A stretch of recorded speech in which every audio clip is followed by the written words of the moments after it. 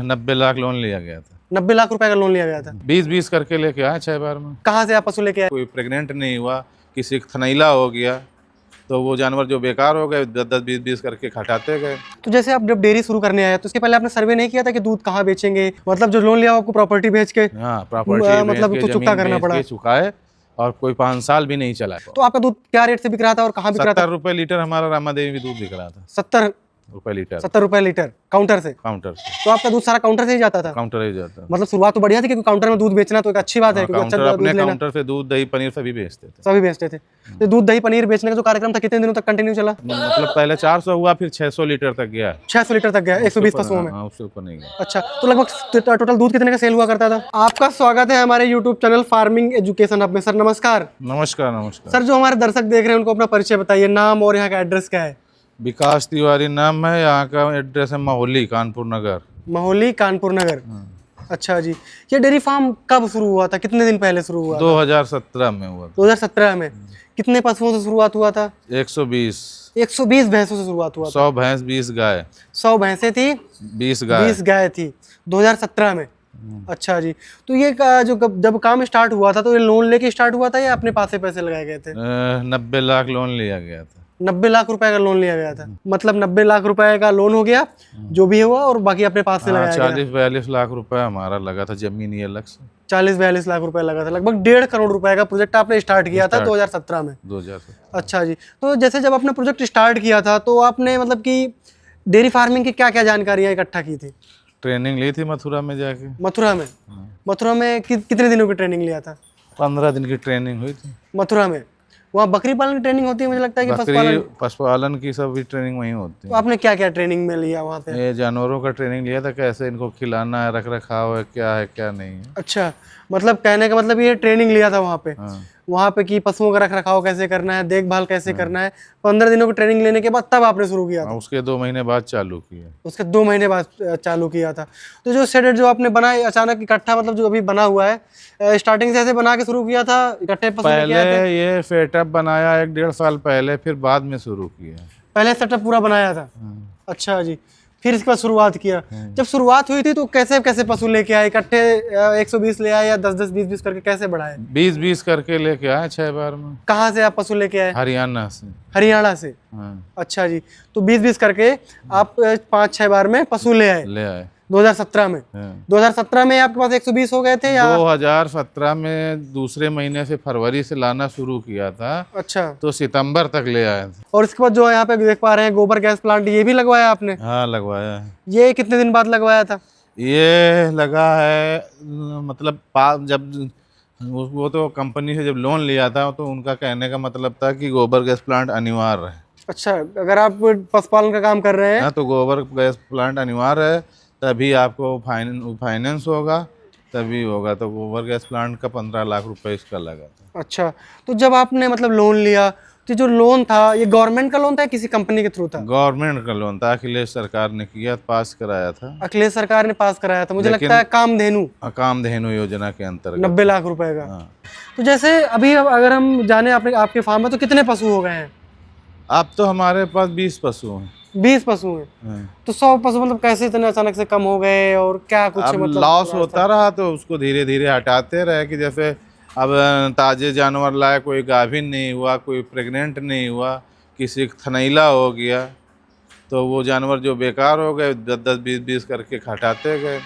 अच्छा। और दूध से भी प्रॉफिट नहीं आया, लेबर ने मैनेज नहीं किया, अच्छा, तो हमारा लॉस होता गया, इसीलिए ख़त्म करते गए। तो कहने का मतलब ये है कि आपने ट्रेनिंग लिया, इसके बाद भी आपको प्रॉफिट नहीं हुआ? हम उतना समय भी नहीं यहाँ दे पाए ना। अच्छा। भाई हमको समय देना चाहिए यहाँ 24 घंटे, तो हम दे रहे हैं 8 घंटे। अच्छा, तो लेबर के ऊपर छोड़ देने से ज़्यादा नुकसान है। लेबर के भरोसे आपने पूरा फार्म छोड़ दिया ऐसे तो उसने बर्बाद कर दिया? बर्बाद कर दिया। और भी काम है क्या आपके यहाँ के? हमारे पास और 4 काम है शहर में। तो हम दूध देने के यहाँ से दूध लेके चले गए, अपने दुकान में रख दिया, वहाँ लड़का लगा बेच दिया। अच्छा। हम और 4 काम देख रहे हैं, प्रॉपर्टी का भी काम करते हैं। वाइन शॉप है हमारी 2-3। अच्छा, वाइन शॉप है। तो उधर चले गए तो 12-1 के पहले आ नहीं पाते हम यहाँ। अच्छा, कहने का मतलब जो भी सेटअप था सारा लेबर ही ऑपरेट करती थी। हाँ, लेबर ही ऑपरेट करती सारा लेबर ऑपरेट था बस इसलिए। चारा लगाने के टाइम सुबह और शाम को चारा लगाने के टाइम आप आते थे, दूध निकलवा पाए, बीच में वो पानी दे रहे हैं कि नहीं दे रहे हैं, या नहलवा रहे हैं कि नहीं नहलवा रहे हैं, ये चीज़ कोई देखने वाला, मैनेज करने वाला नहीं है। तो ये जो आपका 120 भैंसों का फार्म था, जैसे आपने बताया कि 2017 में शुरू हुआ, फरवरी से पशु लाना स्टार्ट हुआ और सितंबर तक पशु आ गए। हाँ, तो ये 120 पशु कितने दिनों तक आप पाले रहे कंटिन्यू? हम 2021 तक पाले रहे, 22 से बेचना शुरू किया। 2021 तक आपने हाँ। पालन किया, हाँ, लगभग जब 3 तक से 4 साल। हमारी EMI पूरी नहीं खत्म हो गई। 6 साल मतलब पशु हमने पूरे रखे हैं। 6 साल पशु रखे हैं हाँ, आपने। जो EMI दे दी और कुछ 5 से 20-30 लगा के इकट्ठे हमारी प्रॉपर्टी बिकी, तब दे दिया, तब हमने बेचना शुरू किया। मतलब पशुपालन से आपकी प्रॉपर्टी भी बिक गई? अब प्रॉपर्टी हमने बेची कहीं पे, तो उसमें उसको मतलब हमको प्रॉफिट आया, तो हमने इधर का लॉस। अब ज़्यादा दिन फाइनेंस रहता तो ज़्यादा लोन देना पड़ता, इंटरेस्ट देना पड़ता। इंटरेस्ट तो हमने अपना रिकवर किया कि कहीं ना कहीं से तो रिकवरी आए। 90 लाख की जो EMI बनी तो उसका 12% ब्याज जो बनता वो लेती थी, लेकिन वो सब्सिडी के रूप में हमारे खाते में 3 महीने का इकट्ठे रिटर्न आता था पैसा, ब्याज लगता नहीं था। एक मतलब 90 लाख रुपए मिला था और 90 के 90 लाख रुपए देने हैं आपको। देने थे ब्याज सही तो, लेकिन वो ब्याज रिटर्न आता था। ब्याज वो बैंक से सब्सिडी, मतलब हाँ, कि गवर्नमेंट की सब्सिडी देती थी और मतलब बैंक तो अपना ले रही है, लेकिन गवर्नमेंट वो सब्सिडी के रूप में वापस करती थी। तो आपने पूरा सब्सिडी लेके फिर लोन पूरा समाप्त किया, समाप्त कर चुकता करने के बाद फिर आपने पशु बेचने लग गए। बेच के। EMI आपकी कितने लाख रुपए की थी पर मंथ? अब EMI तो इंटरेस्ट के हिसाब से थी, पहले 46,000 थी, फिर 26,000 लास्ट में हो गई, इंटरेस्ट जैसे घटता गया। तो मेन मतलब डेयरी में आपको क्या लगता है कि इसमें कितने रुपए का आपका मतलब नुकसान हुआ होगा? हमारा तो करीब 80 लाख रुपए से आसपास नुकसान है। 80 लाख रुपए का। तो जो डेयरी में आपको चैलेंजेस लगी, समस्याएं लगी, तो क्या क्या समस्याएं स्टार्टिंग से आपको लगी थी? समस्या तो सबसे बड़ी है लेबर की, लेबर की है, और दूध का मार्केट में रेट नहीं है। दूध बिकता है 65-70 रुपये लीटर, और दूध जो हम लोगों क्वालिटी है ये 100 रुपये लीटर से नहीं नीचे बिकना चाहिए। हाँ हाँ। तब तो 2 पैसे इसमें प्रॉफिट आएगा। 65-70 में बेच के कैल्शियम और मिनरल और चना की चूनी नहीं आदमी खिला सकता, बस वो गांव में चक्की से पिसा के आटा और हरा चारा बरसीम खिला के वो तो दूध बेच के 50 में 60 में कमा लेंगे किसान, लेकिन व्यापार करने वाला नहीं कमा पाएगा। तो जैसे आप जब डेयरी शुरू करने आए तो इसके पहले आपने सर्वे नहीं किया था कि दूध कहाँ बेचेंगे, किस रुपए में तो बेचेंगे? हमने बहुत कुछ किया था कि 4 जगह ऑटोमेटिक प्लांट लगाएंगे, आदमी सिक्का डाले, पैसा 10 का डाले 10 का दूध निकलेगा, 100 का डालेगा 100 का निकलेगा। अच्छा। गाड़ी लगाने बनाया था, सब सिस्टम बनाया था। तो फेल कहाँ हुए, मतलब फेल कहाँ जब प्रोडक्शन ही नहीं यहाँ से तैयार होके दे रहे तो कहाँ से पैसा? एक जानवरों में दूध ही का तो पैसा आना है, बेच के दूध से। हाँ बिल्कुल, मिल्क का ही पैसा आना है। मिल्क का पैसा उधर से आएगा। हाँ हाँ। और इधर जो है तो और सब जगह तो देना ही तो है, लेबर को भी देना है और चूनी को भी देना है, भूसे को भी देना है, हर जगह देना ही देना है। और जब मिल्क ही प्रोडक्शन नहीं तैयार हुआ तो कहाँ से आएगा पैसा? मतलब कहने का मतलब ये है कि लेबर की वजह से, मतलब मिल्क प्रोडक्शन ना तैयार होने की वजह से सारे आपके जो प्लान थे वो फेल होते गए। जो जानवर की कैपेसिटी 12 लीटर है, 14 लीटर है, वो 9 लीटर देगा तो उसका राशन ही पूरा हो पाएगा, तो कहाँ से वहाँ प्रॉफिट आ पाएगा? तो ओवरऑल अगर देखा जाए तो आपने मतलब पशु कहाँ से खरीदा था? हरियाणा से। हरियाणा से। हरियाणा से गाय और हरियाणा से भैंसे लेके आए वो थे। उसमें लिखित था कि लोकल का भैंस नहीं लाओगे, वहीं से जानवर परचेज करने पड़े। तो जो आप भैंसे लेके आए थे, क्या रेट वहाँ से खरीद के लेके आए थे? अरे 90,000, 97,000, 1,05,000 इस रेट के जानवर उस समय पड़े। अच्छा, लाख रुपए, 1.25 रुपए के समथिंग पशु आप खरीद के लेके आए थे।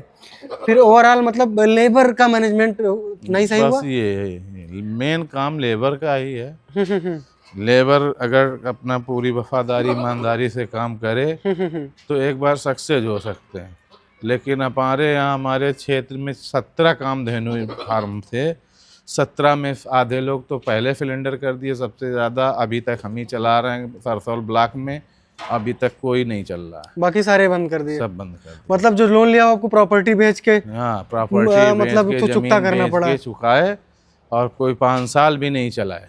कोई 5 साल नहीं चला, लेकिन आपका जो योजना थी उसको आपने खत्म किया। हमने उनका जो नियम कानून थे वो किए, उसके अलावा 4 साल चला दिया, लेकिन अब हमारा भी बंद हो रहा है। आपका भी बंद हो रहा है फार्म। तो जैसे मान लीजिए, जैसे आपने बताया कि आपने प्रॉपर्टी बेच के लोन चुकता कर दिया, तो लगभग 80-90 लाख रुपए का लॉस भी आया आपको? लॉस आया। लॉस आया। अब इसके लिए डेयरी फार्म के लिए 12,000 रुपये और खाना पीना दें लेबर नहीं मिल रहा है। ठीक है। और अभी हम लिख दें कि कंप्यूटर चलाने का हो सकता है 9,000 में, तो 10 लड़के खड़े होंगे, 2 की जरूरत होगी। हाँ हाँ, समझ रहे हैं आप? कहीं भी किसी गांव में आप नया लड़का नवयुवक देख लो जो 30-25 साल की एज का हो, भैंस नहीं दूना जानना है, हाँ जानता ही नहीं, धोना भी नहीं जानता ही नहीं है। तो जब लेबर ही नहीं है तो प्रोडक्ट कहाँ से काम होगा किसी का? मतलब लेबर का इशू हुआ। हाँ, बाकी आपको भैंसों में क्या समस्याएं आई, जैसे हरियाणा से भैंस लेके तो आए? ठीक है, भैंस को आप टाइम से खाना पानी तो दूध दे रही है, लेकिन अब वही है कि अब जब लेबर दू रही है, अब दू नहीं पा रही है, तो 3 लीटर बच्चे एक पिला दिया तो पौंक के मर गया बीमार होकर। तो आपको क्या लगता है, जैसे डेयरी में हमें कामयाब होना है, पशुपालन में हमें कामयाब होना है, हाँ। तो क्योंकि ऐसा नहीं है जैसे आपका डेयरी तो फ्लॉप हो गया क्योंकि अन्य बिजनेस और है, आप देख रेख नहीं कर पाए या लेबर मैनेजमेंट नहीं कर पाए, जैसे और अन्य लोग हैं अगर वो आना चाहते हैं, क्योंकि बहुत सारे फार्म सक्सेसफुल भी हाँ, हैं। तो जो आना चाहते हैं तो वो वही कर सकता है जो इसी पे डिपेंड हो, और घर के 2-3 लोग हों, एक उसका दूध का काउंटर संभाले, एक दूध ले जाने वाला हो, 2 लोग यहाँ देख रेख करने वाले हो, अच्छा, और तब 4 लेबर 5 लगा लोगे तो सक्सेस हो जाओगे, नहीं तो नहीं होगे सर, नहीं तो नहीं हो पाओगे। नहीं हो पाओगे। तो आपका दूध क्या रेट से बिक रहा था और कहाँ बिक रहा था? 70 रुपये लीटर हमारा रामा देवी में दूध बिक रहा था। 70 रुपये लीटर 70 रुपए लीटर काउंटर से? काउंटर से। तो आपका दूध सारा काउंटर से ही जाता था? काउंटर ही जाता है। मतलब शुरुआत तो बढ़िया थी क्योंकि काउंटर में दूध बेचना तो एक अच्छी बात है, क्योंकि अच्छा काउंटर, दूध अपने लेना काउंटर से दूध दही पनीर सभी बेचते थे, सभी बेचते थे। तो वहाँ पे आप बैठते थे या वहाँ पे भी किसी लड़के को बैठा? वहाँ भी कर्मचारी को ही बिठा रखा था। तो वो भी स्कैम करता रहा होगा? हाँ वो भी मतलब रेट सही से? हाँ, वो जिसको नहीं देना तो डांट के भगा दिया कि नहीं दूध है। कोई मान लो कोई ग्राहक होता है चिड़चिड़ा, कोई बात कह दी, बोला कल से नहीं देंगे। अच्छा, तो ओवरऑल मतलब सारा डिपेंड आपका लेबर पे ही रहा? लेबर पे ही रहा। परचेजिंग करके और बेच लो तो उसमें प्रॉफिट है, उसमें आपको अकेले मेहनत करनी है और आप पैसा कमा सकते हैं। जितना पैसा लगाओगे उतना पैसा निकालोगे, जितनी क्षमता है। कहने का मतलब जो दूध की ट्रेडिंग करता है? हाँ, ट्रेडिंग में कमा सकते हो, इसमें नहीं। तो इसमें अगर कामयाब होना है, जैसे 2-3 लोग आपने बताया कि वो, और क्या क्या इसमें ध्यान देना चाहिए, किन किन बातों का? खिलाने में या पशुओं को खिलाने देख-रेख में करने टाइम से डिवर्मिन कराइएगा, टाइम से चारा दीजिएगा, टाइम से कैल्शियम दीजिएगा, मिनरल दीजिए। प्रेगनेंसी का देखिएगा कि हीट में है जानवर की नहीं है, या एक भैंसा रखिए जैसे हमने रखा हुआ है। अच्छा, हाँ, कि मान लो अब भैंस हीट में आई हो, तुम डॉक्टर को ढूंढ रहे हो, कास्का लाएंगे, तब तक हीट में उतर गया जानवर, तो जब हीट से उतर गया तो फिर कहाँ, फिर 3 महीने के लिए चला गया, तो लॉस में चले जाओगे। लॉस में चले जाओगे। ओके जी, तो ये बताइए तिवारी जी, जैसे जब आपका फार्म मतलब स्टार्ट हुआ था तो जैसे पीक टाइम में जब सभी पशु दूध दे रहे थे तो कितने मिल्क का प्रोडक्शन होता था? 400 लीटर स्टार्टिंग से, 400 लीटर स्टार्टिंग से था? मतलब पहले 400 हुआ, फिर 600 लीटर तक गया। 600 लीटर तक गया 120 पशुओं में? हाँ, उससे ऊपर नहीं गया। अच्छा, तो लगभग टोटल दूध कितने का सेल हुआ करता था? अब तब रेट 65 में बिकता था, अब 2022 से 70 में बिका है।